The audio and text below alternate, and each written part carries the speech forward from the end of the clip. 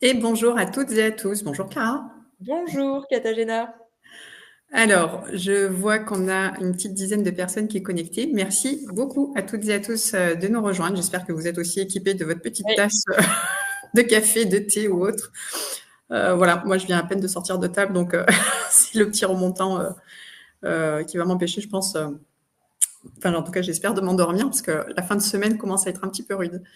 Alors, le temps que d'autres personnes éventuellement nous rejoignent, je vous présente Clara. Voilà, Clara qui est ma collaboratrice et qui travaille beaucoup, beaucoup avec moi sur différents sujets, toujours dans le cadre de la certification et notamment sur les notes d'opportunité. Donc, ça paraissait plus qu'opportun qu'elle soit là aujourd'hui pour qu'on puisse échanger sur ce vaste sujet qui est la note d'opportunité.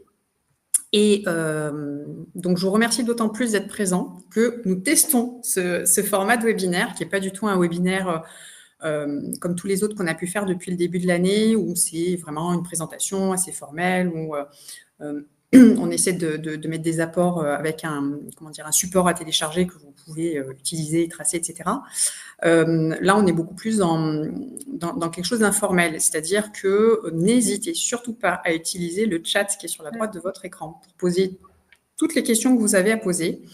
Parce que nous, on peut faire tous les exposés théoriques que l'on veut. En fait, chaque note d'opportunité est complètement différente. On amène les choses de manière différente. Donc, on va dire que le dénominateur commun, c'est un peu le storytelling et qui est le sujet du jour. Mais voilà, donc ce format de webinaire se veut très interactif. Donc, vraiment, n'hésitez pas à poser vos questions. On n'est pas encore sûr de mettre à dispo le replay, justement pour cette raison. C'est-à-dire que si vous avez des questions que vous jugez peut-être, alors touchy, pas dans le sens secret, parce que c'est pas l'idée, mais et que vous n'avez pas forcément envie que ce soit diffusé ensuite en replay, chose qu'on comprendra tout à fait, nous ne le ferons pas. Donc d'ailleurs, n'hésitez pas à le manifester d'office dans le chat. Si vous n'avez pas le souhait que ce soit diffusé, ça ne le sera pas tout simplement. Et du coup, il y a aussi une deuxième question que l'on se pose par rapport à ce format, c'est est-ce que Webikeo est le bon format? Nous, ça nous permet de dérouler, d'interagir avec vous, donc de répondre à vos questions verbalement, mais à travers des questions écrites que vous nous adressez. Mais on pourrait peut-être envisager aussi un format bah, plus, avec écran. c'est-à-dire, Oui, ouais, vas-y, Clara. à visage découvert en fait. Par Oui. exemple, Google Meet, Zoom, ou être dans beaucoup plus de simplicité finalement dans l'interaction. Ce qui abattrait pas mal de barrières, et notamment la barrière de nous vous voyons pas malheureusement. Et c'est vrai que ça permettrait peut-être plus d'échanges. Moi, ça c'est à vous de nous dire en fait. Finalement, on vous écoute là-dessus. Donc là encore, en effet, et n'hésitez pas à nous répondre dans le chat. Voilà, manifestez-vous, n'hésitez pas. Là, voilà, c'est vraiment un format beaucoup plus, encore une fois, beaucoup plus informel. Bon, informel, oui, mais Mais non. on n'a pas pu s'empêcher de faire un support. Ça, je crois que, bon, voilà. Au départ, on dit, mais non, on va discuter comme ça. Non, on n'a pas pu s'empêcher de faire un support. Bon. Donc, voilà, petit support du jour avec, bon, 2 points clés finalement. Parlons note d'opportunité, parlons storytelling. Donc, on va voir un petit peu comment structurer une note d'opportunité convaincante en respectant quand même les exigences de France Compétences, hein, parce que c'est l'objectif dans le cadre d'un dépôt de demande d'enregistrement, et mettre en avant une histoire bien racontée, bien structurée, bien claire, donc un vrai storytelling, appuyé par des données les plus fiables, les plus sourcées possibles, pour étayer cette note de manière, comment dire, factuelle, quoi, tout simplement. Hop. Alors, je regarde au fur et à mesure. Ah, bah oui, bonjour tout le monde. Je n'avais pas encore regardé le chat. Il y a plein de personnes qui me disent bonjour. Alors, j'aime bien parce que, en fait, on voit vos prénoms et la première lettre du nom de famille et pas forcément le nom de famille en entier, ce qui est tout à fait normal. Il y a un mode un peu anonymisé. Et donc, du coup, selon les prénoms et la première lettre, on sait qui y a derrière. Donc, bonjour à ceux qu'on reconnaît et aux autres. Bienvenue, bien entendu. Voilà. Donc, peut-être petite question pour commencer. Est-ce qu'il y en a parmi nos participants aujourd'hui qui sont déjà, qui ont déjà rédigé une note d'opportunité ou qui sont en train de le faire, ou qui s'apprêtent à le faire, et peut-être qui ont connu quelques petites galères avec la rédaction de cette note. N'hésitez pas à nous répondre. Et pendant ce temps, hop, on va répondre. Eh bien oui, Christophe, oui et oui, bah oui. Voilà, ce n'est pas un sujet simple. Aurore qui nous répond non pour le moment. Ok, très bien. En cours de rédaction, Béatrice, super. Bon, alors, on va voir si dans ce que l'on aborde, vous reconnaissez. Pardon, je vais essayer de contenir ma toux. Et n'hésitez pas aussi à compléter, encore une fois, que ce soit avec vos questions ou vos propres expériences. Alors, cette note d'opportunité, pourquoi est-ce qu'elle est essentielle? Parce que, alors, ça fait partie de ces éléments constitutifs, comment on peut les appeler? Moi, à force, on parle de livrable, mais c'est pas vraiment un livrable, mais ça fait partie des éléments que France Compétences demande de mettre à disposition. D'ailleurs, c'est une petite particularité aussi quand on fait un dépôt, donc une demande d'enregistrement sur la plateforme de France Compétences, il n'y a pas écrit dans les pièces à saisir, il n'y a pas écrit concrètement note d'opportunité. Il y a écrit surtout valeur d'usage. Donc après, il y a diverses façons d'aborder les choses. Soit on décorelle note d'opportunité, valeur d'usage. Moi, j'ai souvent pour habitude de faire un 2 en 1, ça figure dans le même document, mais après, il n'y a pas de règle en la matière. Là où je veux en venir, c'est que ce document, il y a certainement 1001 façons de l'aborder. Donc, tout ce qu'on va dire aujourd'hui avec Clara, c'est pas,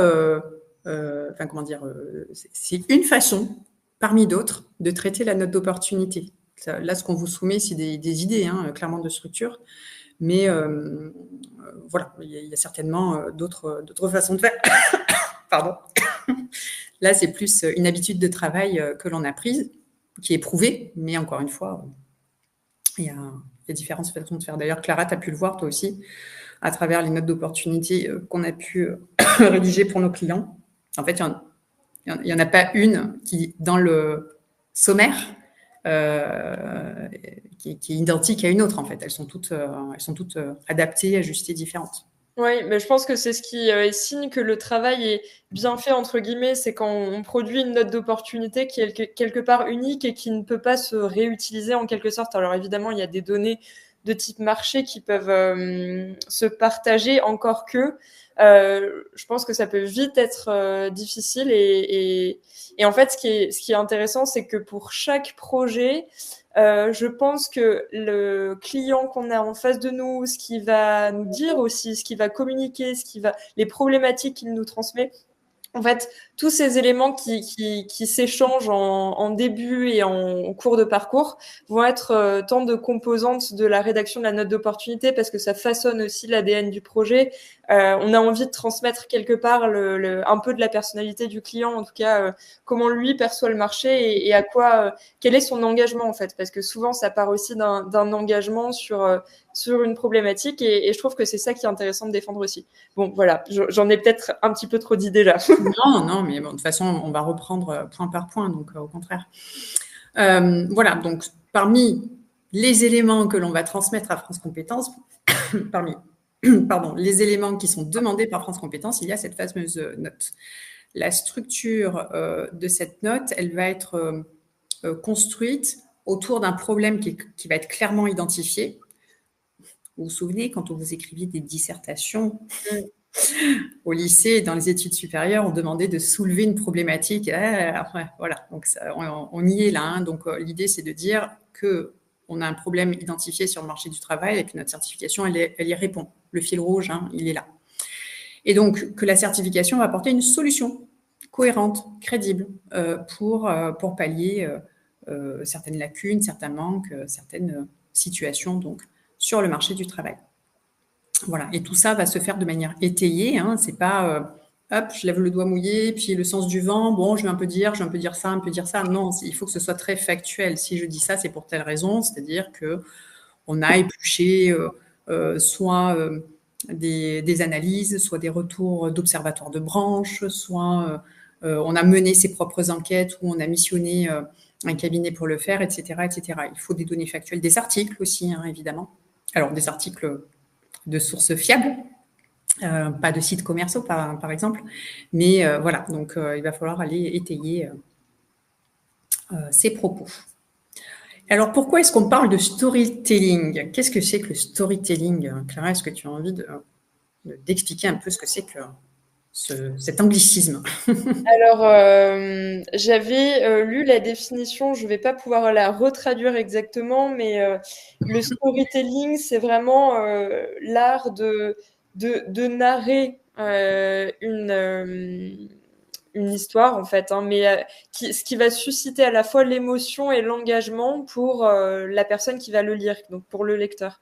Et l'idée, c'est vraiment de transmettre ça. C'est pas tellement dans le style. Enfin, je pense que ce serait une erreur de trop se focaliser sur les mots qu'on emploie. Est-ce qu'ils sont suffisamment jolis ou est-ce qu'ils sont suffisamment connotés ou... Je pense que c'est surtout voilà, quelle émotion on va faire passer au travers ce qu'on est en train de dire. Et comment on va réussir à capter l'attention, en fait, hein, parce que l'idée, je caricature, mais mon rêve, ce serait de rédiger un jour une note d'opportunité où de A à Z, l'instructeur puisse se dire je n'arrive pas à décrocher, où est-ce qu'elle veut en venir, il faut que j'aille au bout pour savoir comment le projet de certification répond à tout ce qui a été découvert. Je pense que le storytelling bien fait, ça doit être ça, mais c'est sûr, attention à ne pas confondre avec du marketing promotionnel, avec du vide. Voilà, des termes un peu vides parfois. Enfin, Exactement. Mais en fait, c'est presque... il y a un peu une histoire de serpent qui se mord la queue parce qu'on est vite tenté à travers le storytelling finalement de faire la promotion. Ouais. Alors, si on est face à un organisme de formation qui veut devenir certificateur, donc de faire la promotion de l'organisme, de dire on a une super équipe, on a des super formateurs, on va transmettre des compétences, regardez, on est les plus beaux, les plus forts. Évidemment, je grossis le trait, hein, vous avez bien compris. Mais c'est pas forcément l'attente qu'il y a derrière. Donc, on n'est pas dans un travail marketing, hein, dans le storytelling. C'est clairement raconter une histoire, mais comme dans toute histoire, quand on se plonge dans une histoire, même un conte pour enfants, il y a vraiment une structure. On va planter le décor. Et il va y avoir toute une aventure qui va être guidée. Alors, évidemment que la note d'opportunité, c'est pas un roman dans lequel il va y avoir voilà, des espèces de rebondissements, c'est pas l'idée, mais en revanche, il va y avoir une cohérence qui va être dessinée par un fil rouge. Et donc, et ça, je vais le dire, je le dis pendant les accompagnements, mais c'est vraiment, c'est récurrent, c'est quel est le fil rouge de l'histoire et où est-ce qu'on veut en venir. À chaque fois qu'on apporte des arguments nouveaux, c'est pourquoi est-ce qu'on le fait.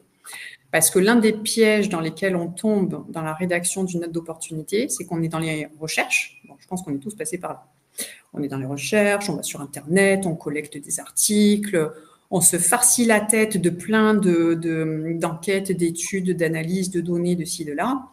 Et on est tenté de tout prendre et de tout mettre dans la note d'opportunité. Sauf que face à un méli-mélo d'informations, au bout d'un moment, le risque, c'est qu'on s'y perde et qu'on fasse des captures, des copier-coller, une succession d'éléments qui, oui, nous paraissent, nous, très intéressants parce qu'on a le nez dedans depuis des heures et des heures, mais mis bout à bout, en fait, c'est totalement illisible et très peu digeste. Donc, toute la subtilité, ça va être aussi de faire le tri dans ces informations, de sélectionner les bons éléments, tout en gardant à l'esprit pourquoi je sélectionne ça. Eh bien, parce qu'en amont, j'avais bien une question que j'ai soulevée et à laquelle je veux apporter une réponse. Et finalement, quand on construit chacune de ces parties en gardant ceci à l'esprit, ça clarifie toute la note. Et donc, on écrit l'histoire. Voilà. Donc, c'est rendre l'histoire de votre projet de certification cohérente, lisible. Il faut que ce soit fluide. Mettez-vous à la place de l'instructeur.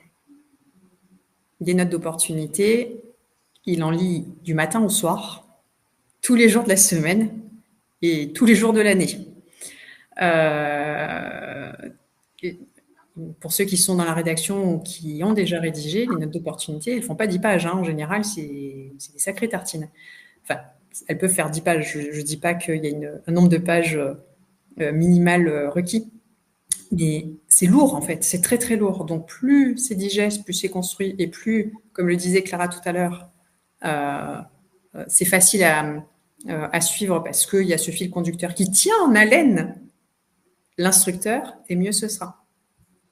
Voilà. Et toi, t'as des exemples justement par exemple, de dossiers enfin, d'erreurs qui ont été commises, tu vois, Oui. où les gens ont confondu storytelling et Euh, et alors, ça se joue oui. à quoi, par exemple?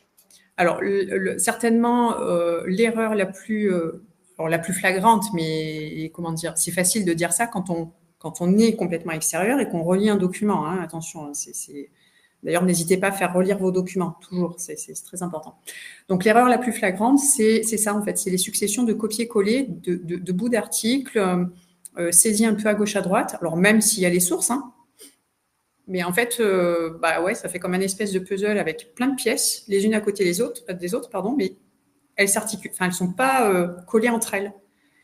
Et donc, la connexion, on la comprend pas. Et presque, le message, enfin, moi, le sentiment, hein, je vous dis, alors pour la petite histoire, j'ai aussi enseigné pendant pas mal d'années. Et donc, bah forcément, j'ai corrigé des dissertations. Mais quand on est face à ce genre de copie, appelons ça une copie, on a l'impression que l'auteur de la copie dit, bah voilà, tiens, je te donne tout ça, débrouille-toi avec, tu es censé comprendre. Mais en fait, non.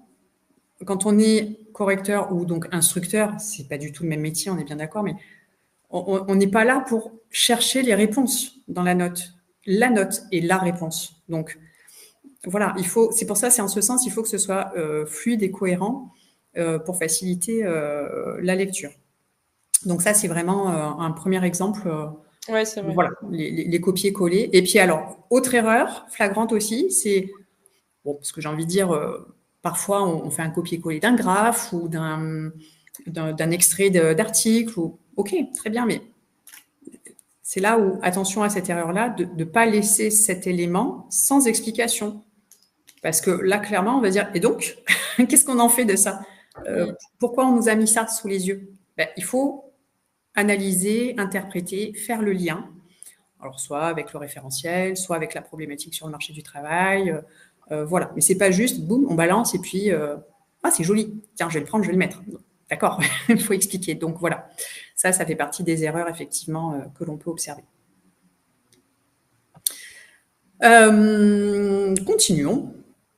Hop. Oui, si vous d'ailleurs, vous avez des problématiques, enfin pas des problématiques, mais Oui, ou des anecdotes, tiens, aussi. ouais, des anecdotes sur les erreurs, alors peut-être dans les deux sens, que vous avez faites ou que vous avez constatées, parce que pourquoi pas après tout. N'hésitez pas à nous les partager, ça sera intéressant, je pense. Oui, totalement.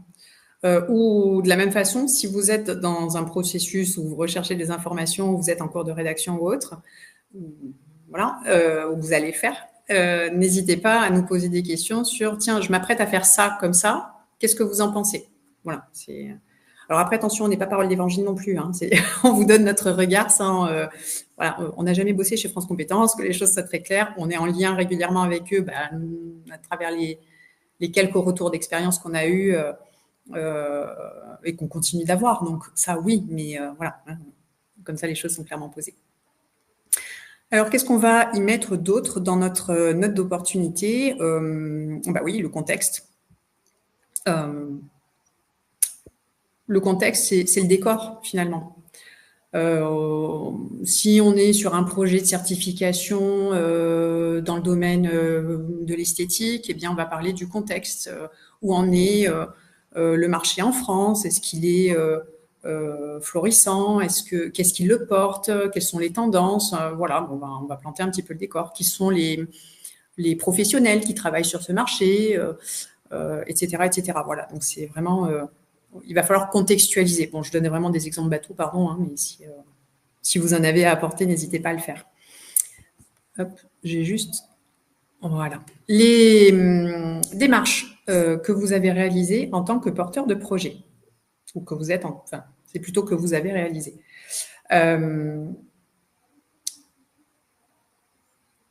En termes de démarches, il y a plusieurs choses. C'est si vous êtes organisme de formation qui souhaite devenir organisme certificateur, quelles sont les étapes que vous avez suivies? Et même si vous n'êtes pas un organisme de formation, parce qu'on n'est pas obligé d'être organisme de formation, pour devenir certificateur, Quelles sont les démarches, encore une fois, c'est toujours pareil, quel est le fil rouge que vous avez suivi? Est-ce que vous êtes entouré d'experts? Est-ce que vous-même, vous êtes un expert du métier? Quelle est votre expérience? Comment cela vous a servi dans le projet de certification? Pourquoi est-ce que vous vous lancez dans un projet de certification? Etc. etc. C'est vraiment, encore une fois, on explique pourquoi on en est là, pourquoi on en vient à vouloir déposer un projet de certification. Donc, ce cheminement, cet exposé est important parce qu'il peut aussi clarifier pourquoi. Alors ça, je donne un exemple. Sur un projet RNCP, un premier titre qui a été enregistré, le certificateur s'est dit, tiens, j'aimerais bien compléter ce titre par un autre parce qu'il y a eu des évolutions sur le marché du travail qui fait que ce qui à l'origine était un métier, aujourd'hui, ça devient 2 métiers différents. Et donc, c'est dans le secteur de l'hôtellerie. Et ce cheminement de pourquoi ce deuxième titre a été déposé, c'est important de le faire, de l'expliquer, parce que l'instructeur de lui-même, il va peut-être pas forcément piger comme ça là tout de suite, mais je comprends pas, il y a déjà un titre qui a été déposé, qui ressemble, pourquoi ce deuxième? Mais en fait, non, c'est parce qu'il y a vraiment tout ce cheminement, toute cette explication, toute l'expérience. Et ça, il faut l'amener dans la note. Alors, c'est pas obligé de faire 10 pages dessus. Encore une fois, ça peut tenir peut-être en quelques lignes ou peut-être en 2 pages, je sais pas, mais la réflexion, elle est importante parce qu'elle éclaire grandement sur le contexte. Je sais pas si tu as quelque chose à rajouter, toi, Clara, là-dessus. Non, non, pas du tout. Non, pas spécialement. Très, très, très d'accord avec toi. Ok, jusque-là, ça marche. Ensuite, on va présenter le projet de certification et l'impact de sa mise en œuvre. Notez que je dis ensuite, après, etc. Peu importe l'ordre, encore une fois, ce qu'on est en train d'aborder aujourd'hui, c'est pas forcément, il n'y a pas d'ordre imposé, d'accord? C'est pas une succession d'étapes numéro 1, numéro 2, numéro 3. Il n'y a pas de sommaire préconçu livré par France Compétences, que les choses soient très claires. Donc, on a défini clairement le projet, on a planté le décor. Eh bien, on va aussi démontrer que le processus certificatif, il fonctionne. Et alors là, c'est un point très, très important, puisque espérer faire enregistrer une certification sans démontrer que celle-ci a été testée, que celle-ci a été mise en œuvre, grandeur nature, eh ben, ça va atténuer considérablement les chances de réussite d'enregistrement. Donc, ça veut dire qu'il faut que votre processus évaluatif, il ait été testé, grandeur nature, peut-être dans le cadre de vos formations. Donc, vous formez déjà un certain nombre. Donc, il faut avoir formé un certain nombre de personnes. Ça aussi, il faut le garder à l'esprit. Enfin, en tout cas, il faut les avoir évaluées. Donc, ces personnes, peut-être que vous les avez évaluées dans le cadre de la formation. Mais il faut le faire selon les conditions de la certification. Donc, si dans la certification, vous dites, il y aura une épreuve écrite d'1 heure, je dis n'importe quoi, une épreuve écrite d'1 heure, et puis une mise en situation professionnelle où on va voir le candidat en train de dérouler quelque chose, et puis ensuite, il y aura un échange de 15-20 minutes.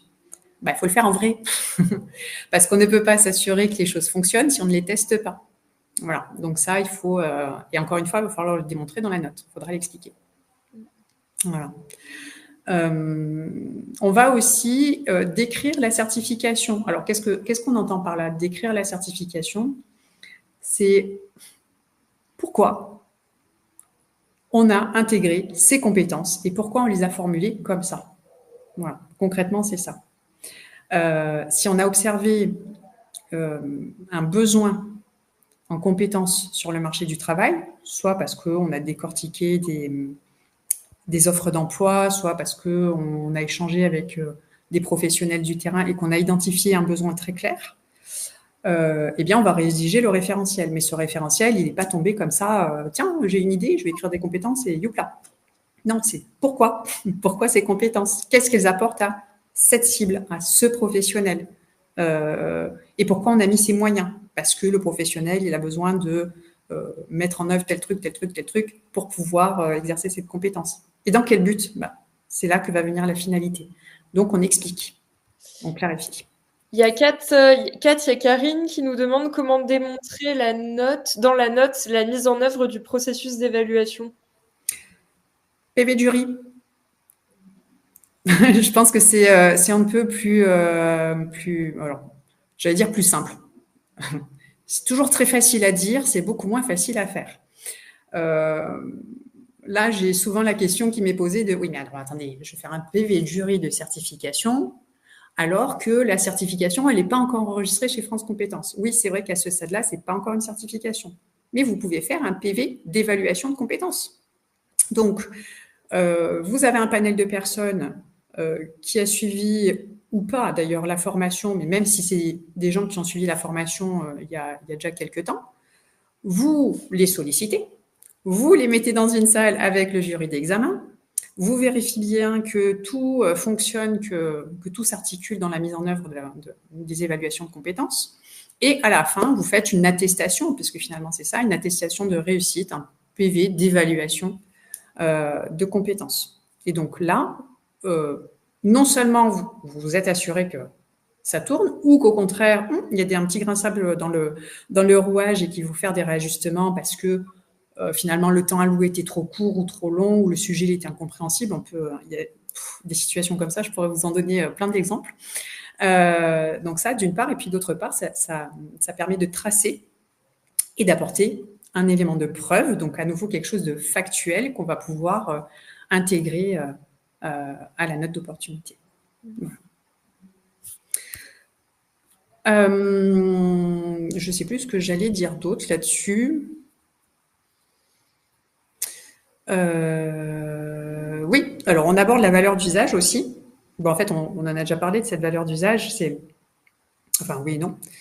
Ce qu'on appelle la valeur d'usage, c'est, moi je vais le traduire comme ça, à l'usage, quels sont les apports du projet de certification? À l'usage. Donc l'usage, c'est dans l'utilisation. Donc l'idée ici, c'est aussi de démontrer dans notre note d'opportunité que les compétences acquises sont utilisées, et donc comment est-ce qu'elles sont utilisées, et concrètement quels sont les bénéfices qu'elles apportent aux personnes qui les possèdent, donc aux titulaires. Donc là encore, il y a certainement diverses façons de procéder. On va voir un peu plus loin comment faire. Donc, pardon, je reprends juste une question. Donc, on peut joindre un PV de conseil de perfectionnement. Oui, tout à fait, Karine. Bien sûr, on peut joindre un PV de conseil de perfectionnement. Alors, conseil de perfectionnement, c'est... alors, pour ceux qui sont peut-être pas trop au fait de cette notion, un conseil de perfectionnement, c'est un ensemble de personnes qui va se réunir de manière régulière. On va émettre une fréquence pour s'assurer que le dispositif certificatif il vit bien, qu'il répond toujours aux attentes du marché, qu'il n'y a pas besoin d'évolution, ou qu'il y a au contraire besoin d'évolution dans la rédaction des compétences, etc. etc. Oui. Foncièrement, ce n'est pas indispensable sur DERS. Moi, je conseille vivement de le faire parce que c'est aussi ce qui nous garantit d'être toujours dans le coup, en fait. Et de ne pas se laisser dépasser par une certification qui ronronne, qui tourne bien, et puis d'un coup se rendre compte que, oups, oui, les concurrents ou les autres, là, ils ont fait quelque chose de mieux ou de perfectible, etc. Donc, à chaque fois que vous réunissez votre petit comité d'experts, de personnes qui composent le conseil de perfectionnement, faites un compte-rendu.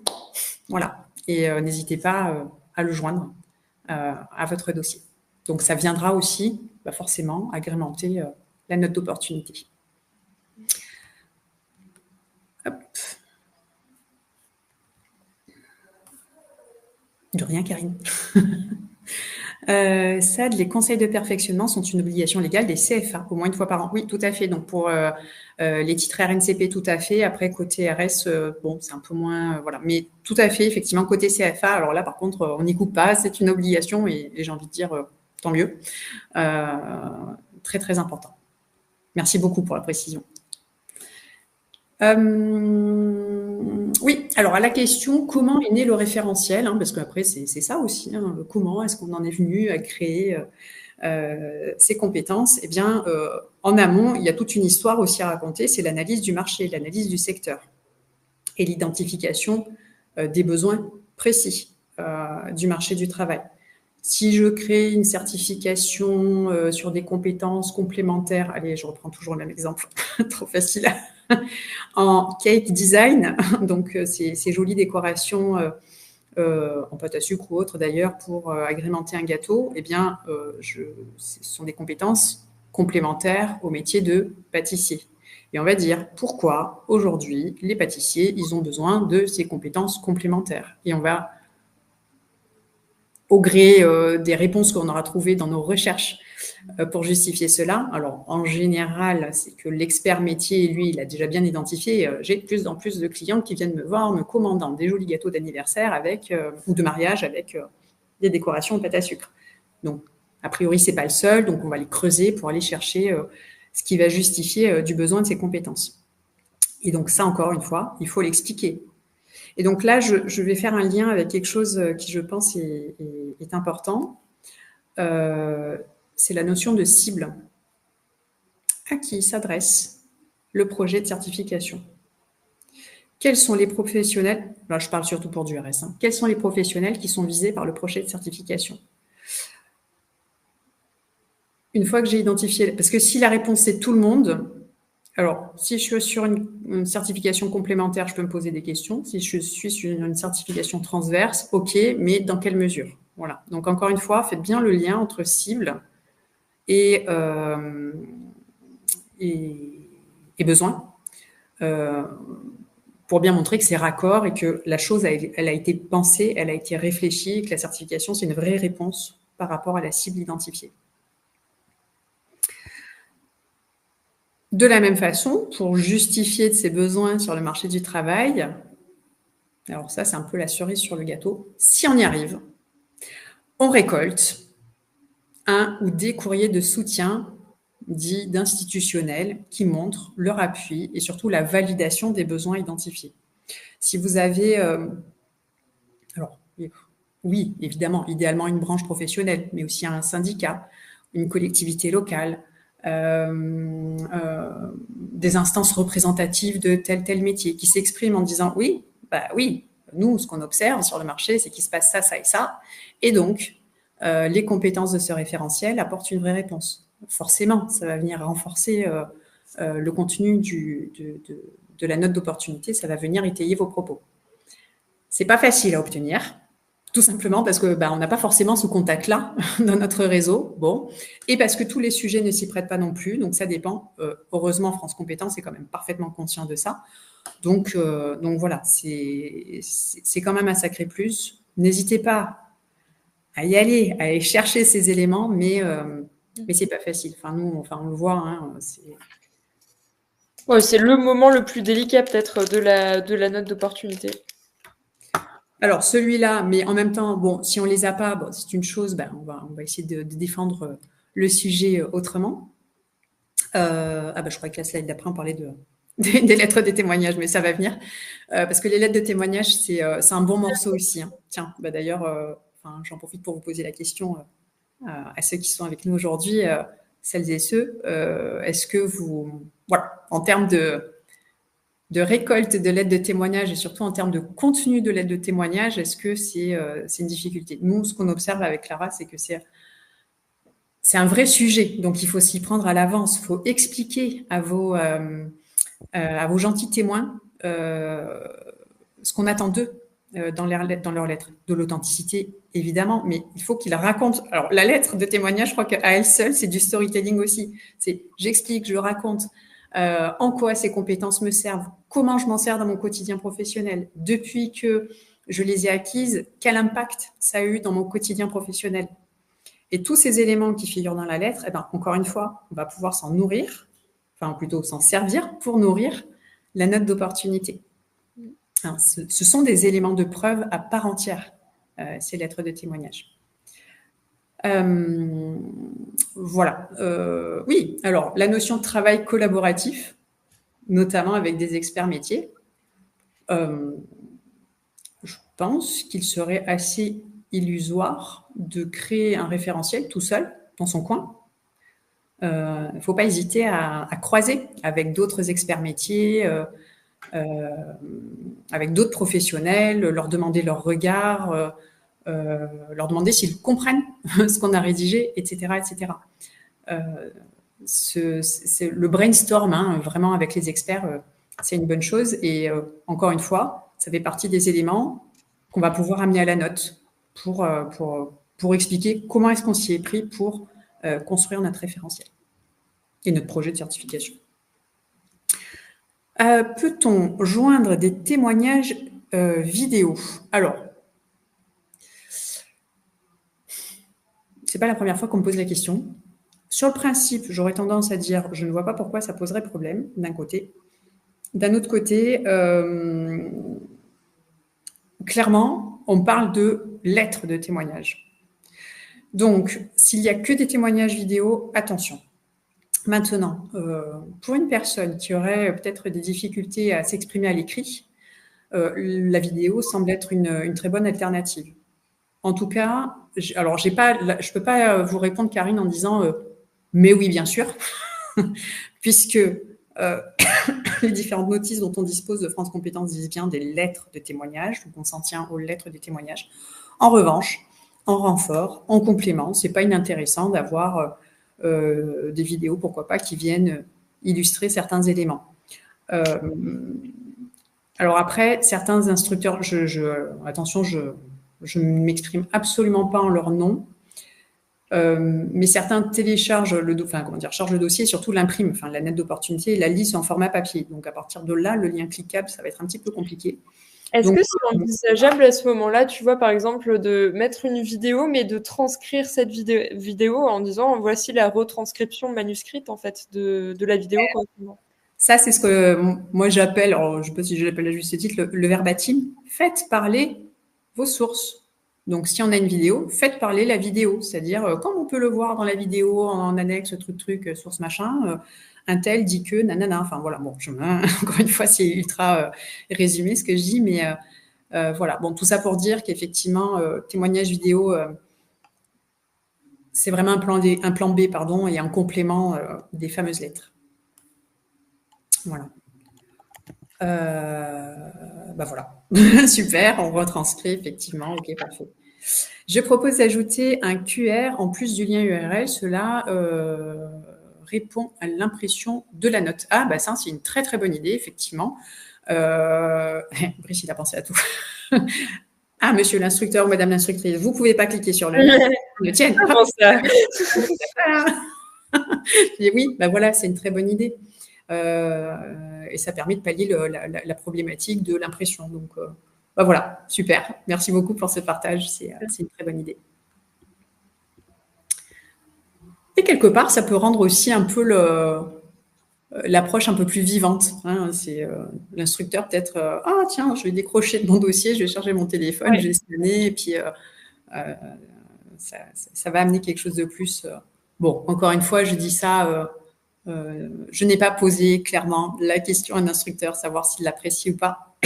Peut-être que je le ferai à l'occasion, mais voilà, tout ça pour dire que, en fait, je pars toujours du principe aussi, nous partons du principe, parce que Clara, maintenant, plus que d'habitude, c'est on essaye de se mettre à la place de l'instructeur pour lui faciliter un maximum la lecture. Voilà, donc ça va en ce sens. Moi, ce que j'essaie de garder en tête aussi, c'est de parler, c'est très bateau comme phrase, mais de parler de humain à humain, quoi. Comment je vais réussir à toucher la personne, l'humain que j'ai en face de moi dans ce que je vais écrire. Et c'est vrai que la vidéo, en toute logique, ça pourrait être quelque chose qui est bien reçu. Enfin, je veux dire, qui n'est pas réceptif à ça. Mais c'est vrai que, toujours pareil, à voir après si ça rentre dans comment dire, au-delà des exigences, en fait, si ça rajoute du travail, par exemple, à l'instructeur, parce que ça va lui demander de faire des démarches supplémentaires de son côté, parce qu'il a besoin de l'écrit, bon, voilà, c'est là où ça pourrait être dommage, quoi, même si l'intention est bonne. Oui. Mais bon, en tout cas, voilà, je note bien, ça fait partie des questions. Allez, je vais partir en quête de réponse. L'alignement des compétences avec les besoins exprimés du marché. Bon, bah là, je crois que, bon, à force, c'est ce autour de quoi on tourne depuis le début de ce petit webinaire. Un référentiel de compétences n'a de sens que s'il répond à des besoins du marché du travail. Donc, voilà.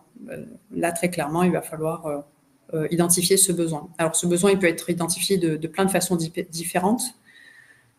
Une analyse du marché, une étude de marché, évidemment, est certainement ce qui est de plus probant, complété par divers autres éléments, notamment voilà, l'analyse d'offres d'emploi. C'est un travail qui est hyper intéressant, malheureusement qui ne se prête pas à tous les sujets, parce que selon les sujets, tout simplement, il n'y a pas d'offre d'emploi qui exprime certains besoins, mais en tout cas, quand c'est le cas, c'est hyper intéressant d'aller creuser, voir un peu ce qui se passe à l'intérieur et voir comment on peut démontrer, enfin, c'est pas comment on peut démontrer, et surtout démontrer qu'on est dans le vrai et que les compétences qu'on a rédigées, ben, en fait, en les retrouvant dans les offres d'emploi, forcément, ça va parler tout seul, quoi.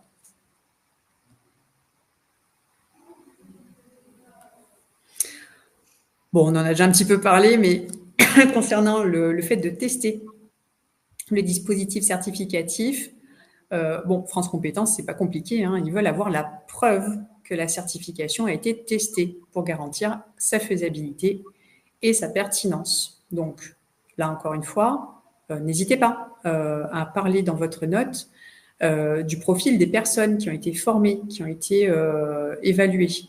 Alors, je dis formées, encore une fois, c'est peut-être un petit peu un abus de langage parce qu'on n'est peut-être pas soi-même organisme de formation quand on est porteur de projet d'une certification. Quoi qu'il en soit, il faut bien démontrer que les personnes ont acquis ces compétences et qu'elles les utilisent et donc que pour certaines d'entre elles, elles ont été évaluées. Voilà.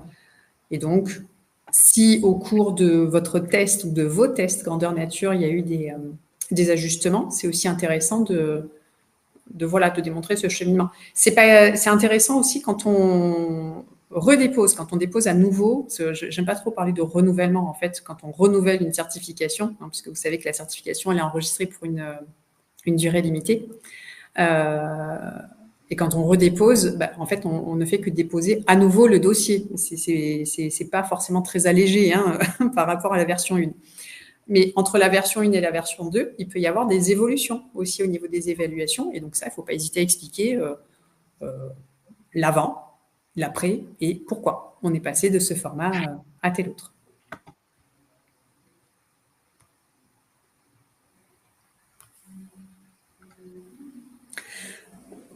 Pardon. Alors, pour justifier l'opportunité de la certification, donc encore une fois, on va identifier les écarts, enfin le ou les écarts entre les besoins. On va en expliquer les causes. Comment ça se fait qu'aujourd'hui on en est à cette situation? Par exemple, les évolutions technologiques ont fortement se sont accrues ces derniers temps. Si on est sur des sujets qui englobent notamment l'intelligence artificielle, on voit arriver de nouveaux outils. Ça peut changer considérablement la façon de travailler. Je pense que enfin, bon, moi c'est sûr, mais entre ma génération et celle de mon fils, par exemple, il va y avoir un gap faramineux au niveau des compétences. Bon, ça, au niveau de ces évolutions technologiques et ces nouveaux outils, voilà. Donc ça, encore une fois, ça peut être l'une des causes, mais pas que. Donc, les causes, lorsqu'elles sont identifiées, permettent d'exprimer plus facilement le besoin sur le marché du travail. On va aussi regarder ce qui se passe du côté de l'offre certificative existante. Donc, les certifications actives, déjà enregistrées chez France Compétences. Et on va faire un travail qui, en général, est pas très agréable. Enfin, en tout cas, pour ma part, je dis pas que c'est le cas pour tout le monde. Qui est hyper intéressant parce que ça permet de bien comprendre les certifications qui existent déjà. Mais quand je dis que c'est un petit peu fastidieux, c'est qu'il va falloir faire une analyse comparative, bloc à bloc, entre les certifications existantes. Alors, si on est sur du RNCP, on prend chacun des blocs de notre projet et on le compare à chacun des blocs des certifications déjà enregistrées. Et puis, on vérifie le matching. Est-ce qu'il y a correspondance totale, partielle, est-ce qu'il n'y a pas de correspondance du tout? Et ça donne une idée aussi de est-ce que mon projet de certification est un énième projet qui vient combler les mêmes besoins? Ou au contraire, est-ce que mon projet de certification, il a une approche différenciante et ce faisant, il va apporter quelque chose de plus sur le marché du travail. Et ce travail-là, quand on est sur du RS, on le fait aussi entre notre RS et le ou les blocs que l'on aura identifiés sur des RNCP portant sur des sujets évidemment similaires. Donc, selon le sujet de la certification, ça peut aller très vite parce que il y a rien. Donc, ouf, ça va bien. Et selon les sujets, là c'est beaucoup plus long parce qu'on a déjà pas mal de certifications enregistrées sur le sujet. Donc, effectivement, ça peut prendre un certain temps. Tout ça, il faut le faire figurer. Et Christophe, oui. Le côté un peu fastidieux, oui. Là, je suis en plein dedans sur l'une d'entre elles. Et c'est pas... Je vais pas dire que non, c'est pas une partie de plaisir, clairement, mais en tout cas, ça n'engage que moi. Toi, je sais pas, Clara, comment tu le vis, l'analyse comparative?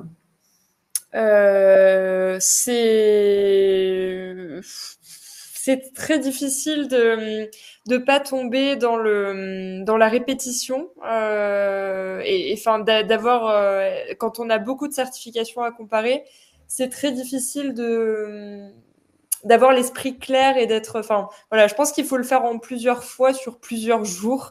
Moi, c'est un peu ma méthode quand j'ai trop la tête dans le guidon, je suis plus aussi productive et claire dans ce que je raconte et j'ai tendance à manquer de profondeur. Donc j'y reviens, je relis, en plusieurs fois, vraiment. Mais sinon, donc évidemment pas une partie de plaisir, ça c'est sûr. Bon. Après, voilà, ça se fait bien aussi. Attention, on n'est pas en train de dire que c'est. Mais bon, voilà, faut quand même. Faut le faire avec beaucoup de méthodes. Et tu l'as très bien souligné, Clara, sans tomber dans quelque chose de mécanique. Ouais, c'est ça. Qui pourrait nous faire passer à côté de quelque chose, en fait. Ouais, c'est plus ça l'idée. Petit aparté, alors ça, c'est pas trop dans la note d'opportunité. Mais ce travail de comparaison, faut le faire entre deux enregistrements. C'est pas que au moment des enregistrements. Faut actualiser sa fiche sur France Compétences. Donc, par exemple, une fois par trimestre, vous faites le bilan là de toutes les certifications qui ont été enregistrées, évidemment en lien avec le vôtre, parce que sinon ça n'a pas de sens. Et puis vous mettez à jour. Et puis vous faites mettre à jour la fiche active sur France Compétences. Je referme la parenthèse. Voilà. Donc, en termes de storytelling, ça va se traduire par une synthèse claire qui montre pourquoi la certification apporte une valeur ajoutée sur le marché du travail. Voilà. Donc, finalement, la note d'opportunité, alors en vrai, on devrait dire la note d'opportunité économique et sociale. Parce que ce sont les dimensions qu'on veut retrouver, les dimensions économiques et sociales. Eh bien, il faut qu'elle soit construite. Il faut que le récit soit percutant. C'est pas, on a bien compris, c'est pas un enchaînement de blablabla. Bla, bla, bla. Non, c'est vraiment structuré, c'est fluide, c'est facile à lire. N'hésitez pas à faire des piqûres de rappel. Tout ceci pour démontrer que, voilà, on a fait l'exposé de quelque chose. Conclusion, pourquoi est-ce qu'on raconte tout ça? Le fil rouge. On a identifié le besoin principal du marché, on a construit un récit autour de témoignages et autour de données, de choses factuelles, concrètes. Et c'est pour ça qu'on insiste beaucoup. Alors ça, c'est vraiment, quand on accompagne nos clients, on est vraiment sur... très vite, on aborde la notion de témoignage parce que, en général, les témoins sont adorables. Ils font des lettres génialissimes en termes de cœur, de ce qu'ils y mettent. Dire, oui, le formateur était génial, le centre de formation est top. Ouais. Mais c'est pas forcément ce qu'on veut savoir. Donc, il faut vraiment les inviter, les orienter, les guider sur ce qu'on veut recueillir pour nourrir la note d'opportunité. Et puis des exemples concrets pour illustrer tout ça. Encore une fois, on est dans le factuel, dans le vérifiable, dans le sourcé, dans l'identifié, le daté. Bon, voilà, je pense que là, je ne peux pas être plus claire là-dessus, mais voilà, c'est hyper important. Et puis, alors ça, c'est toi qui me l'as soufflé, Clara, mais c'est vraiment soigner la forme. C'est parce que toi, tu l'avais déjà. Oui. Ouais, c'est Mais plus. toi, je sais que c'est ton truc, ça. Parce que alors moi, quand je suis relancée dans la lecture, c'est j'y vais, je rédige, j'assemble les pièces du puzzle, etc. Mais la forme, en fait, c'est pas à négliger parce que c'est aussi ce qui va mettre en valeur et ce qui va soulager peut-être aussi l'œil de l'instructeur. Donc des visuels, des couleurs, des petits résumés à des moments donnés. Voilà, c'est pas là encore une fois, il n'y a pas de recette préconçue en la matière, mais entre lire un annuaire téléphonique, pour ceux qui ont connu ça, et lire un joli magazine illustré, je fais des illustrations très bêtes et vraiment très, très tirées par les cheveux, mais voilà l'idée, hein, c'est que encore une fois, il faut que ce soit digeste, quoi. Alors là, je vais reprendre une petite phrase qui a été prononcée par le directeur de France Compétences. Une certification est un être vivant. C'est un être vivant, c'est un être qui évolue, c'est un être qui vit, et toute la vie de cet être, eh bien, il faut l'expliquer, il faut le retranscrire. Donc, c'est pas quelque chose de figé à un instant T. C'est pour ça, notamment, que je vous parle entre un premier enregistrement et un deuxième enregistrement d'exposer le fil d'évolution. Ça fait partie de la chose. On montre que tout ça vit, on le prouve, on l'illustre, on l'explique. Et encore une fois, ça vient nourrir la note d'opportunité. Oui, moi j'aurais tendance à dire que une erreur qui est commune, c'est que beaucoup confondent le héros de l'histoire. Le héros de l'histoire, c'est bien plus souvent la certification, qui est donc cet être vivant, donc c'est logique. Et c'est pas tellement le porteur de projet. En fait, finalement, il vise à être, il est introduit évidemment, mais je pense que la certification, c'est plutôt cette dimension-là qui doit être dans la tête de la personne qui va rédiger le héros de son histoire. Mais quelque part, dans l'expression porteur de projet, bah oui. Ça se résume en fait. L'organisme, il ne fait que porter. Ouais. C'est important que l'organisme en question soit expert dans son domaine, ou en tout cas sache s'entourer des experts qui vont bien, etc. Mais il ne fait que porter. Donc effectivement, le héros de l'histoire, c'est la certification. L'image est belle, j'aime bien, on retient. Voilà, donc prochaine étape, si on peut le dire comme ça, demander l'accès au premier livre blanc. Oui, bon alors, premier livre blanc, voilà, sur le sujet, effectivement, n'hésitez pas, si vous avez envie de le recevoir, à vous manifester.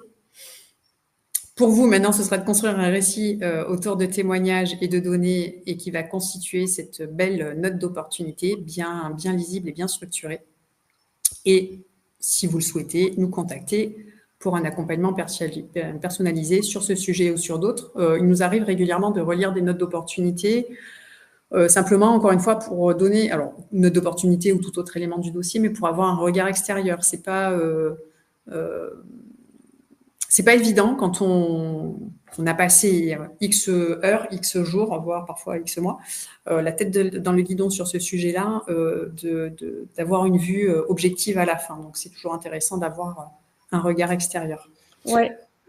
N'hésitez pas, en effet, à demander le livre blanc. Alors, j'ai vu qu'il y avait déjà certaines personnes qui avaient rempli le formulaire, donc c'est super, merci beaucoup. Ce qui est bien dans ce livre blanc, c'est que c'est évidemment complet, donc ça va plus loin évidemment qu'un post, même qu'une newsletter. L'idée, c'est que vous ayez une étude de cas qui soit applicable et que ça vous permette quand même d'aller plus loin dans la personnalisation à votre projet. Et puis, gardez en tête aussi que même si vous prenez contact, il y a différentes possibilités d'accompagnement. En vérité, il y a l'accompagnement personnalisé, mais on a aussi un principe presque de palier d'escalier où des conseils personnalisés peuvent être envisageables sur la durée. Et Katagena l'a très bien dit aussi, auxquelles peuvent s'ajouter des relectures ponctuellement sur des parties du dossier, une fois que vous les avez complétées, vous de votre côté. Donc, ça permet peut-être parfois de répondre à ce manque de ressources tout en ayant un interlocuteur qui puisse être votre guide et qui puisse vous aider à mener de front en fait le projet jusqu'au dépôt, parce que d'ailleurs j'ai vu que c'était quelque chose qui revenait, le côté manque d'outils, manque de structure qui permet pas en fait de se structurer soi-même, et en fait c'est vrai qu'on le voit avec Katagena. Quand on est sur des projets, la difficulté aussi, c'est de coordonner tous ces blocs, ces livrables qu'on va produire, de les coordonner ensemble, de pouvoir aussi garder un rythme soi-même de travail, de pas perdre le fil. Enfin voilà. Donc on vous comprend, et là-dessus on pourra également vous aider, bien sûr. Ouais. Et ben, on arrive dans le timing, dans la fin, donc ça c'est top. Juste avant que nous nous quittions, est-ce que je peux vous demander à tous votre avis là, votre retour à chaud sur ce format. Alors, à savoir, nous on aimerait bien au-delà des webinaires, donc voilà, on est en train de réfléchir au calendrier des différents sujets à aborder sur l'année prochaine, sur l'année 2025, et on aimerait bien en parallèle de temps en temps faire ces petits formats bien plus, voilà, informel, détente, etc. Mais est-ce que ce format via Webikeo vous paraît correct, adapté par rapport à votre demande, à vos besoins, ou est-ce que un format, par exemple, alors sur une autre plateforme, hein, Zoom ou autre, mais qui permet aussi de prendre la parole, vous conviendrait mieux? Voilà. N'hésitez pas, alors, soit ici dans le chat, simplement à nous en faire part, ou à nous faire un petit message, ne serait-ce que par mail.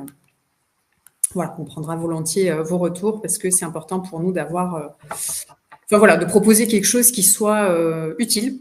Bah là, actuellement, je vois que c'est partagé, hein. On a et Zoom et Webikeo, mais Webikeo qui est quand même privilégié, et Google Meet qui apparaît. Merci d'avoir répondu. S'il y a d'autres personnes qui veulent compléter le sondage, c'est juste là dans la petite barre sondage.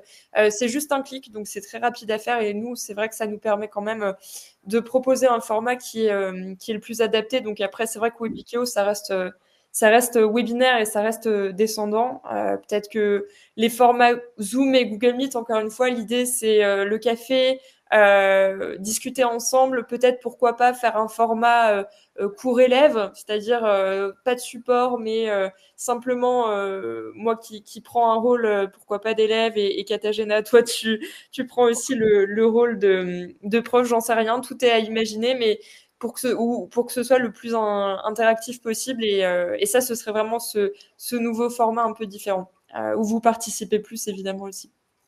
Voilà. Bon, en tout cas, merci beaucoup pour votre participation. Merci Christophe pour ton joli compliment. Merci. Alors, il y a certainement que je vois revenir régulièrement d'un webinaire à l'autre, donc merci pour votre fidélité. Et puis merci à ceux qui nous auraient rejoints aujourd'hui. Voilà, on n'a pas encore tout à fait décidé si le webinaire sera en replay. C'est pas simplement parce on va améliorer ce système encore. Mais en tout cas, merci beaucoup pour vos contributions. Il nous reste à vous souhaiter une très belle après-midi et j'espère à bientôt. Merci Clara. Merci à toi, Kate. Belle journée à tous. À bientôt. À bientôt.